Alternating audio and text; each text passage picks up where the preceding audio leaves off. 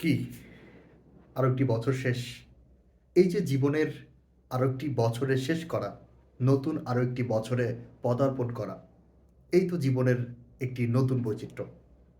আসলে জীবনটাকে কখন কিভাবে সাজানো যায়, এটি আসলে কেউ কখনো সময় মতো বুঝতে পারে না।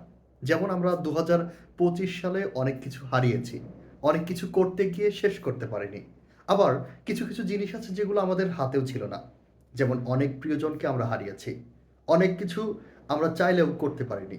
তো সবকিছুকে আমার কাছে মনে হয় ভুলে গিয়ে ২০২৬ টাকে আপনাদের নতুনভাবে সাজানো উচিত। এই যে ২০২৬ সালের আজকে 31st নাইটের ১২টা বেজে প্রায় ১০-১৫ মিনিটের মতো সময় হচ্ছে। এই সময়টাতে অনেকে উপরতলাতে আমি দেখতে পাচ্ছি আকাশের দিকে নানান ঢোল, তবলা, তারপর পটকা প্রচুর পরিমাণে ফুটছে। তো এই অবস্থাতে অনেকে এই যে আনন্দ আছে, বছরের ২০২৫ সালের যত সকল কষ্ট ছিল সবকিছু এই পটকা ফুটানোর মাধ্যমেই ভুলে যাওয়ার চেষ্টা করছে।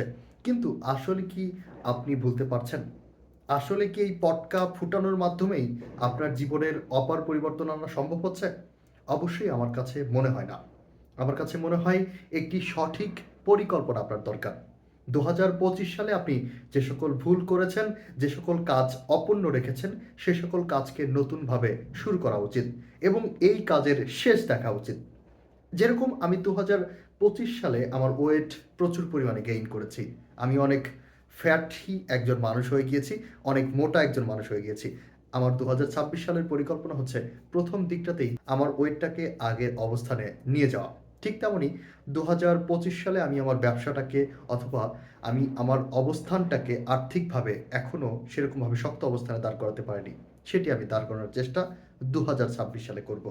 এবং নতুন কিছু আরও প্ল্যান করেছি, যেমন ভিডিওগুলো কোন আঙ্গিকায় করলে আরও প্রচুর পরিমাণ দর্শক আমরা ধরতে পারবো সেটিও আমি প্ল্যান করছি।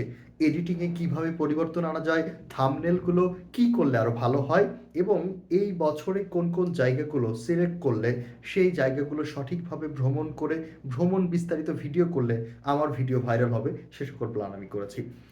তাই আমার কাছে মনে হয় আপনারা যদি এইভাবে প্ল্যান করে ২০২৬টাকে সুন্দর করে সাজাতে পারেন, আপনি অবশ্যই আশা করছি ২০২৬ সালের 31st নাইটের রাতটা আছে তখন আপনি নিজেকে পরিপূর্ণ মনে করবেন। কারণ আপনি ভুল থেকে শিক্ষা নিয়েছেন। পৃথিবীতে সফল তারাই হয় যারা পুরাতন ভুল থেকে শিক্ষা নিয়ে নতুনভাবে নিজেকে আগানো শুরু করে দেয়। কিন্তু জীবনে আপনি ততক্ষণ পর্যন্ত ব্যর্থ থাকবেন যতক্ষণ অবধি পুরাতন ভুল থেকে আপনি শিক্ষা না নিয়ে সামনের দিকে সেই সকল ভুলগুলো অনুযায়ী কাজ করবেন না, ততক্ষণ অবধি আপনি, আমার কাছে মনে হয় না আপনি সফল হবেন।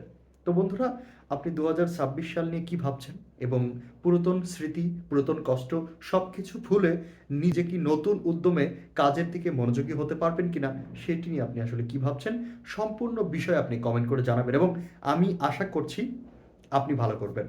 আমার বিশ্বাস আছে আপনার উপরে, আপনি ভালো করবেন। তাহলে আপনার উপরে আপনার নিজের কেন বিশ্বাস নেই? অবশ্যই ইউ ক্যান ডু ইট। এবং আমার কাছে মনে হয় নিজের প্রতি বিশ্বাসের পাশাপাশি উপরওয়ালার প্রতিও বিশ্বাসটা থাকা উচিত। যেমন আপনি কাজ করছেন, প্রচুর চেষ্টা করছেন, কিন্তু আল্লাহ তাআলার উপরে বিশ্বাস করছেন না। আমার কাছে মনে হয় যে খুব বেশি আপনি ফায়দা পাবেন না।